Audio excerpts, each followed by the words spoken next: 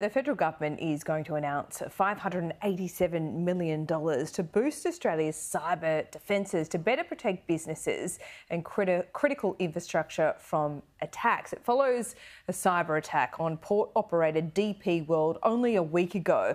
There's been several other high-profile data breaches as well. They've affected millions of customers at Optus, Medibank, just to name a few. Joining me now is the Executive Director of Cyber Intelligence at CyberCX, Katherine Mansted. Katherine, thanks so much for your time.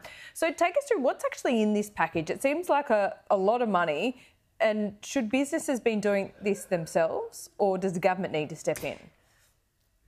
Yeah, good morning, Laura. It is a bold plan that the government has outlined, and it's very comprehensive. There's 6 different pillars and multiple measures under each of those pillars. You're right, there's about $587 million in there. That's to last us out till 2030 though. So I would say it's a modest down payment from government on top of $2 billion already committed by government to these measures.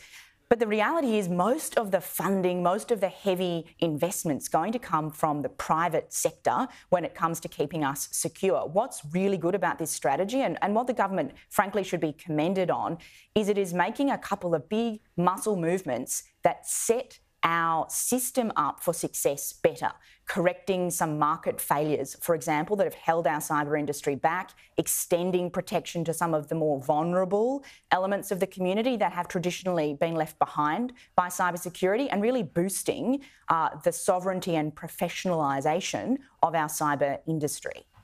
Right. Okay. So how many businesses would you say are underprepared for these kinds of attacks?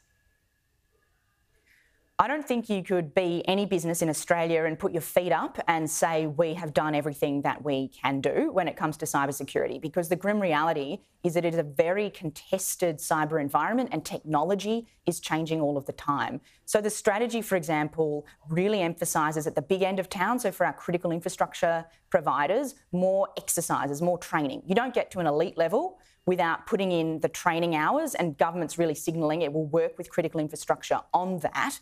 And then for the rest of the economy, the mid-market, the small to medium enterprises, which we know are increasingly targeted by cyber criminals, the emphasis there is lifting it up, training up, building that awareness and that access to services.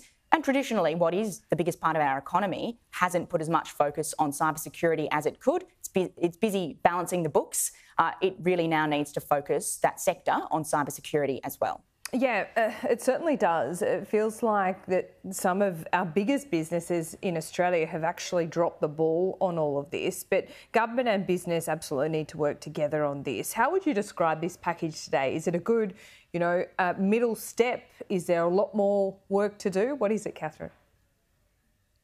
Look, I think it's a bold vision, and a lot of it now needs to roll out over the next couple of years. But as I said, there are some structural changes in there that I think have turned some things that we talk about in this industry as buzzwords: information sharing, public-private partnerships, for example. They're often buzzwords. There's strategies and clever mechanisms in this package that will actually change the game for some of these. So, for example, putting mandatory standards in place for our Internet Things of devices, those small, cheap consumer devices that we all use that traditionally don't have good cybersecurity. That is a meaningful change, as is more emphasis in this strategy on no-fault reporting. A lot of the time, businesses, frankly, are scared to phone in cyber incidents into government because they don't know what the consequences are, and we rely on a self-reporting mechanism, which really doesn't cut it for what is one of the most challenging issues of our time. That strategy is changing that. It's putting no-fault systems in place. It's putting, you could call them safe harbours in place for reporting,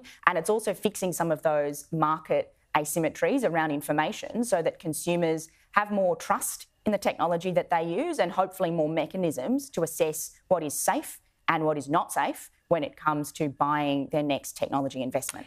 Just one final question on this, because look, governments of both persuasions have been, I think, attuned to the need to do more in this area over the last couple of years. But I remember the previous government outlined in one of its budgets a 10-year cybersecurity strategy with funding going over that decade.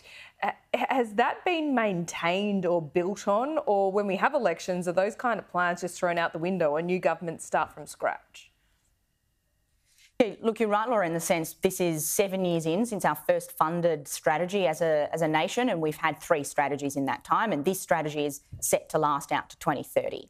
The reality is that it is incremental building on many of the measures that have come before, and that's good, right? We're not just throwing the baby out with the bathwater and starting again. That big investment that you mentioned there, that $10 billion, I should say, or several $billion investment over 10 years, that was funding our Australian Signals Directorate. So that was increasing the capability of our cyber offensive operators and also our pointy tip of the spear when it comes to government. That's continued under this government, as it should. And it will continue to roll out to build that essential capability at the pointy end. Where we really need to focus now is that tide that lifts all boats across the rest of the economy, because it's no good if government has some pretty awesome capabilities in one segment of Australia. What we need is a whole of economy focused strategy that lifts up security and safety for businesses and, critically, the communities they serve. Yeah, well said. Katherine, thanks so much for your time as always. My pleasure. Good to be here.